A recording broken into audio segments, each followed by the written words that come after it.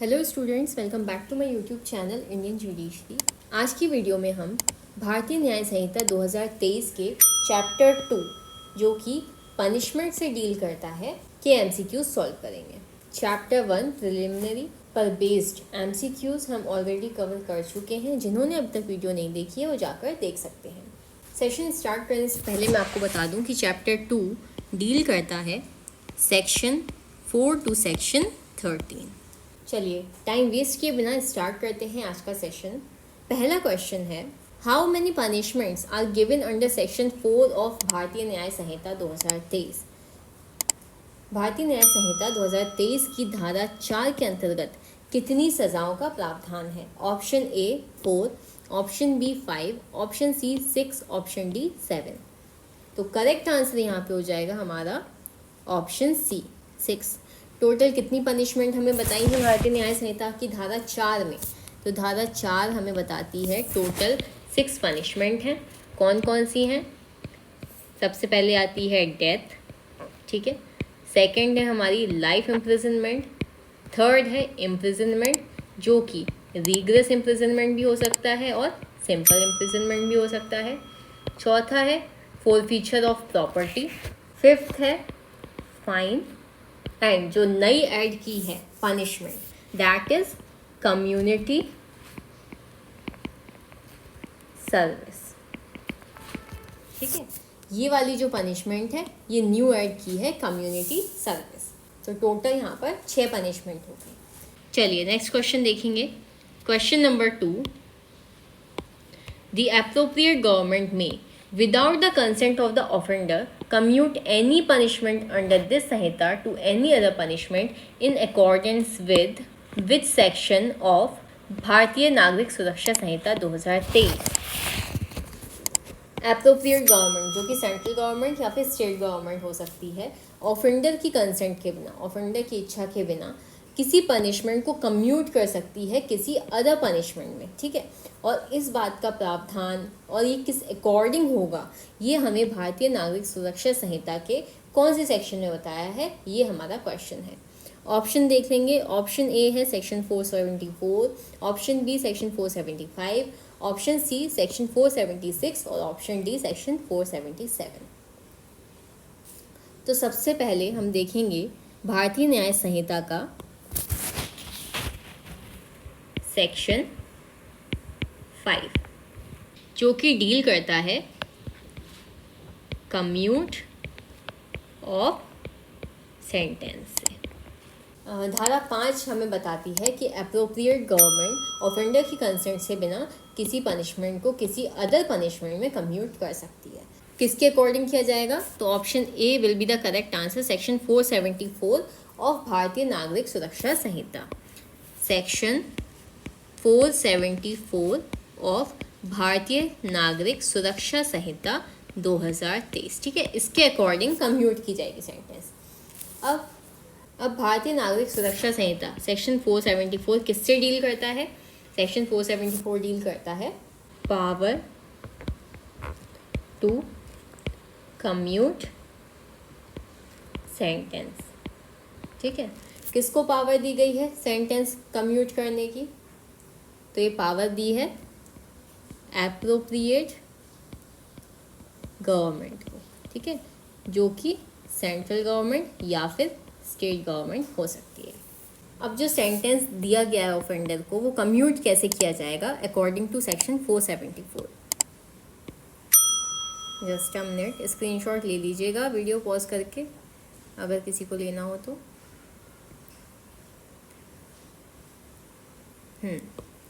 तो सेक्शन 474 में जो प्रावधान है वो एप्रोप्रिएट गवर्नमेंट को पावर दी गई है सेंटेंस कम्यूट करने की, ठीक है, पावर टू कम्यूट सेंटेंस। अब किस बेसिस पे कम्यूटेशन होगा? तो जो उसका पॉइंट ए है, ठीक है, क्लॉज ए बता रहा है कि अगर किसी को डेथ पेनल्टी दी है, ठीक है, डेथ पेनल्टी किसी को दी है तो उसको एप्रोप्रिएट गवर्नमेंट लाइफ इम्प्रिजनमेंट से कम्यूट कर सकती है। फिर इसका क्लॉज बी हमें बता रहा है कि अगर किसी को लाइफ इम्प्रिजनमेंट दी है तो उसको ऐसे इम्प्रिजनमेंट से जो कि 7 साल से कम का नहीं होगा, नॉट लेस देन 7 ईयर्स। ठीक है, इससे कम्यूट कर सकती है।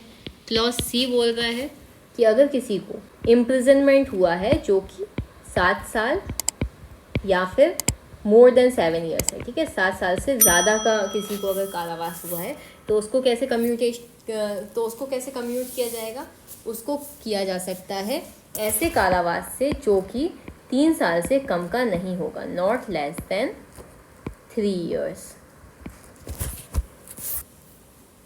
2 क्लॉजेज और हैं यहाँ पे, डी एंड ई। फिर क्लॉज डी में क्या बताया है?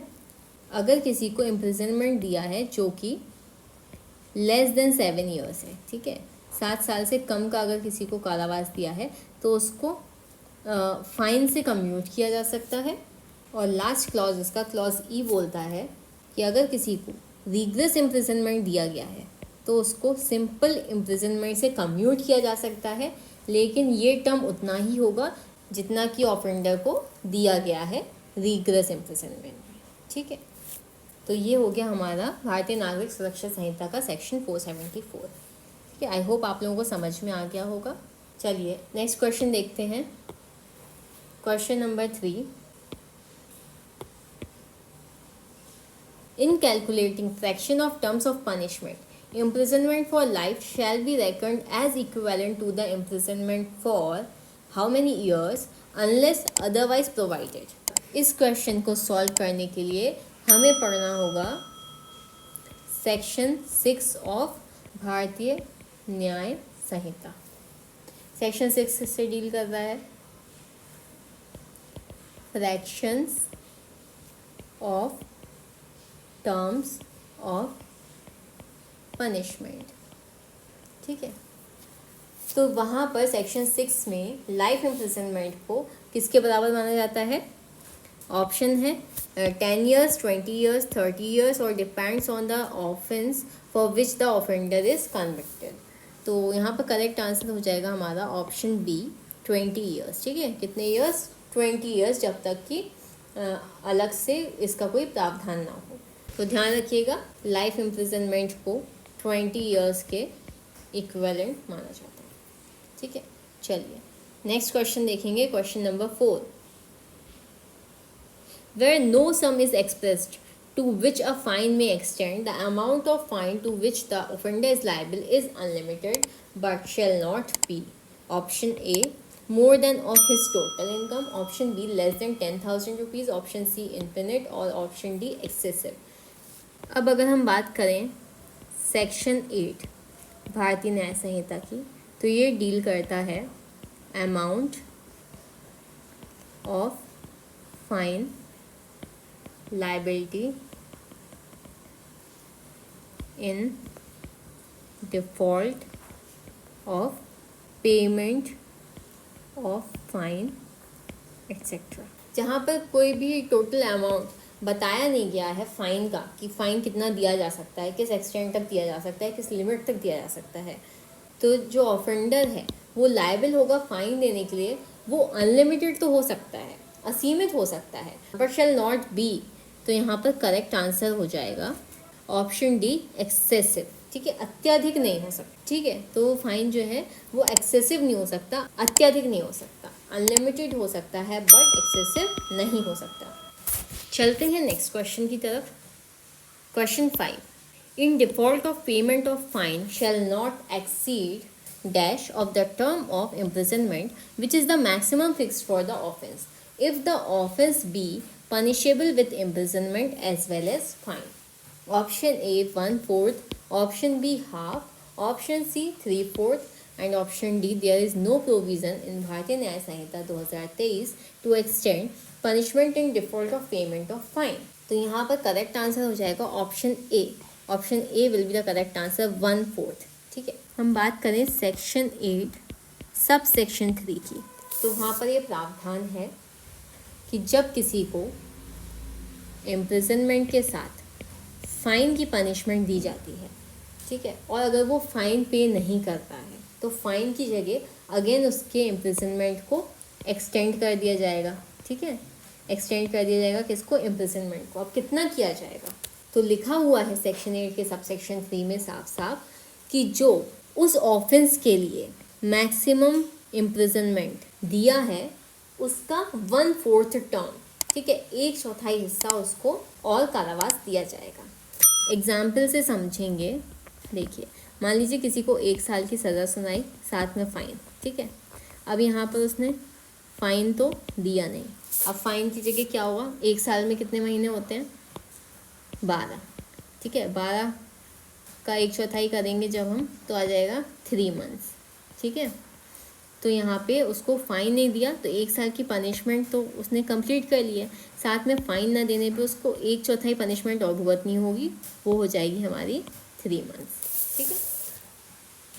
चलिए नेक्स्ट क्वेश्चन देखेंगे, question number 6। The imprisonment which the court imposes in default of payment of a fine or in default of dash may be of any description to which the offender might have been sentenced for the offence. Option A rigorous imprisonment, option B simple imprisonment, option C forfeiture of property और option D community service.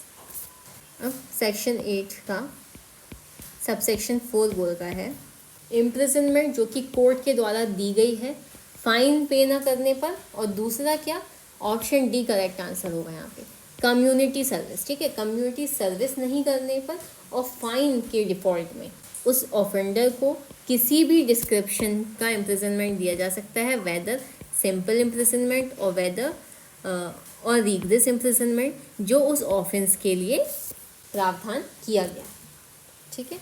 चलिए next question देखेंगे, question number 7। A gives Z 50 strokes with a stick. Here A may have committed the offense of voluntarily causing hurt to Z by the whole beating and also by each of the blows which make up the whole beating. Then which punishment will be given to A? Option A punishment for each blow separately, option B only one punishment for whole beating, option C no punishment, option D at the discretion of court. अगर हम बात करें section 9 की जो कि deal करता है limit of punishment of offence made up of several offences से, ठीक है, जहाँ पर एक से ज़्यादा मतलब बहुत सारे ऑफेंसेस एक साथ हुए हैं, तो क्या लिमिट होगी पनिशमेंट देने की। एग्जाम्पल से समझेंगे। एक इलस्ट्रेशन दिया है हमें सेक्शन 9 में, वही मैंने आपको यहाँ पे क्वेश्चन में दिया है कि ए एक व्यक्ति है जिसने जेड को, ठीक है, 50 बार एक स्टिक से मारा है। यहाँ पर ए ने कौन सा अपराध किया, voluntarily causing hurt to Z, ठीक है, by the whole beating and also by each of the blow which make up the whole beating, ठीक है। और हर एक स्ट्रोक जो उसने जेड को मारा और 50 स्ट्रोक मिलाकर एक कंप्लीट होल बीटिंग हुई है यहाँ पर, तो क्या पनिशमेंट दिया जाएगा ए को। तो करेक्ट आंसर यहाँ पर हो जाएगा option B only one punishment for whole beating, ठीक है। अब देखिए, मान लीजिए कि यहाँ पर एक बार मारने की सज़ा 1 साल है, मान लीजिए, ठीक है, मैं सिर्फ एग्जांपल दे रही हूँ आपको। मान लीजिए एक स्ट्रोक मारने की सज़ा 1 साल है, ठीक है। वैसे तो उसने 50 स्ट्रोक लगा दिए तो 50 साल की सज़ा थोड़ी देंगे, तो यहाँ पर टोटल एक पनिशमेंट दी जाएगी होल बीटिंग के लिए, ठीक है। अब ये तो यहाँ पर हमारा इलस्ट्रेशन ए था, ठीक है, सेक्शन 9 में। वहीं पर नेक्स्ट इलस्ट्रेशन दिया है बी से कि ए जेड को 50 स्ट्रोक मार रहा था, वहीं पर एक और बंदा आया वाई जिसने इंटरफेयर किया, तो ए ने क्या किया, वाई को भी एक स्ट्रोक मार दिया। तो क्या होगा ऐसे केस में, ऐसे केस में फिर उसको ए को वाई को मारने के लिए एक अलग से सज़ा मिलेगी और जेड को मारने के लिए अलग से सज़ा मिलेगी, ठीक है। चलिए नेक्स्ट क्वेश्चन देखेंगे, question number 8। In all cases in which judgment is given that a person is guilty of one of several offences specified in the judgment, but that it is doubtful to which of these offences he is guilty, the offender shall be punished for the offence for which the lowest punishment is provided, if the same punishment is not provided for all is given under which section of भारतीय न्याय संहिता 2023। Option दिए हमें section 10, section 11, section 12 और section 13। तो correct answer क्या हो जाएगा? Option A section 10। Section 10 deal करता है punishment of person guilty of one of several offenses judgment stating that it is doubtful of which। ठीक है, तो भारतीय न्याय संहिता का सेक्शन 10 बोलता है कि सभी केसेस में जिसमें जजमेंट ये दिया गया है कि पर्सन जो है वो एक से ज़्यादा अपराधों के लिए गिल्टी है, लेकिन ये डाउटफुल है कि वो कौन से अपराध के लिए गिल्टी है। ठीक है, मान लो उसने 4 अपराध कर दिए, ठीक है, तो वो किसी 2 के लिए गिल्टी है या 1 के लिए गिल्टी है, बट ये श्योर नहीं है, तो ऑफेंडर को क्या सज़ा सुनाई जाएगी? तो जो उन चारों अपराधों में जो पनिशमेंट दी है उसमें जो सबसे लोएस्ट पनिशमेंट होगी, ठीक है, उसमें जो सबसे लोएस्ट पनिशमेंट होगी वो उसको प्रोवाइड की जाएगी। ठीक है, चलिए नेक्स्ट क्वेश्चन देखेंगे, क्वेश्चन नंबर 9।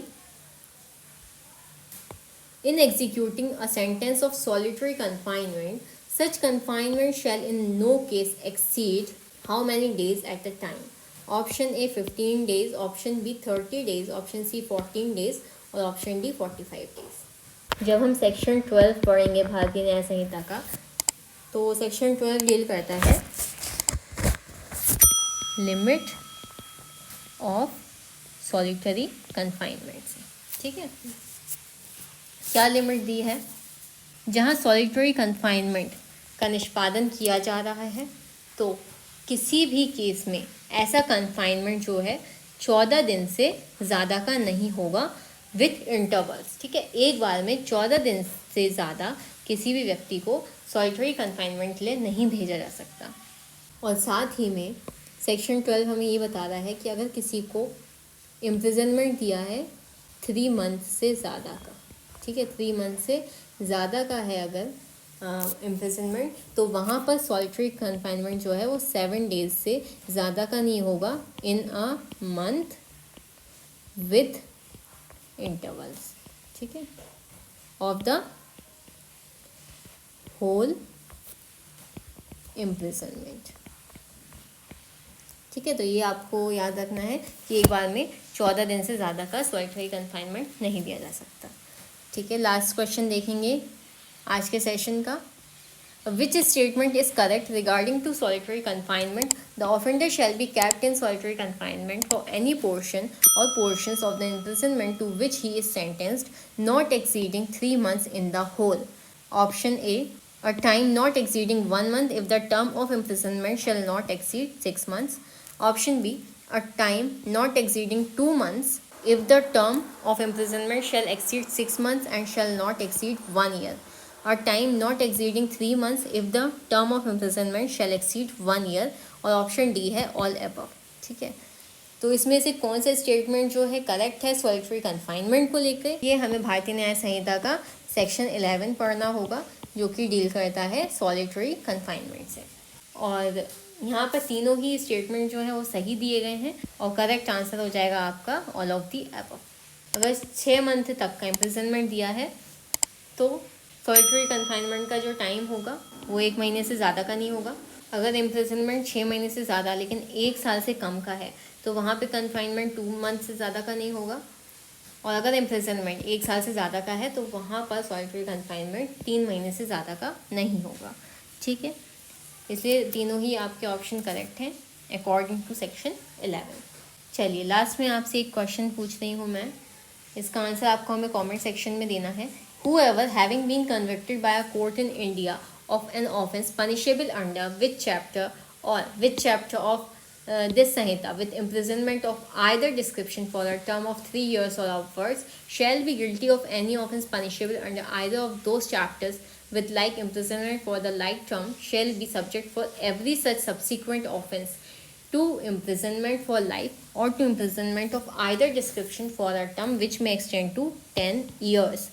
इस क्वेश्चन का आंसर आप हमें कमेंट सेक्शन में देंगे कि इस संहिता के वो कौन से 2 चैप्टर हैं जिसके अंतर्गत अगर किसी को दोष सिद्ध किया जाता है इंडिया में किसी ऑफेंस के लिए कारावास से 3 साल या 3 साल से ज़्यादा के लिए, ठीक है, और अगर दोबारा से वो अपराध करता है तो उसको लाइफ इम्प्रिजनमेंट दिया जा सकता है या फिर ऐसा इम्प्रिजनमेंट जो वेदर रिग्रेस और सिंपल हो सकता है 10 साल तक का दिया जा सकता है, ठीक है। अच्छा, इस क्वेश्चन का आंसर देने के लिए आपको सेक्शन 13 पढ़ना है भारतीय न्याय संहिता का, जो कि डील करता है enhanced punishment for certain offences after previous conviction, ठीक है। सेक्शन 13 पढ़िए और कमेंट सेक्शन में आके यहाँ पर आंसर दीजिए। आई होप आज का सेशन आपके लिए यूज़फुल रहा होगा और चैप्टर 2 के हमने ऑलमोस्ट सारे ही सेक्शन कवर किए हैं जो इम्पॉर्टेंट हैं एग्ज़ाम के पॉइंट ऑफ व्यू से। वीडियो पसंद आई हो तो प्लीज़ अपने फ्रेंड्स के साथ शेयर कीजिएगा, चैनल को सब्सक्राइब, वीडियो को लाइक और बेल आइकन को प्रेस करना बिल्कुल मत भूलिएगा। मिलते हैं नेक्स्ट वीडियो में। Thank you for watching.